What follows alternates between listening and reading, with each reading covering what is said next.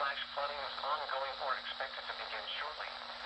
Hazard: flash flooding caused by heavy, draining thunderstorms. Source: radar.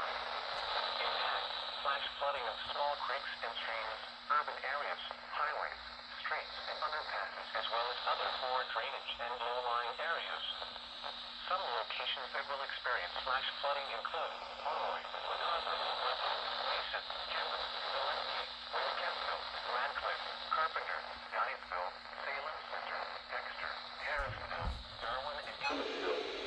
Turn around. Don't turn when encountering flooded roads. Most flood hazards occur in vehicles. Being especially cautious at night will make it harder to recognize the dangers of flooding. Please report observed flooding to local emergency services or law enforcement and request they pass this information to the National Weather Service. Do so safely. Yeah, that was an RLX FFW. Report severe weather by posting your report to the Charleston, West Virginia Facebook page or by using the Twitter hashtag NWSRLX. This is No Weather Radio. All hazards. I did not even realize that until I came over here.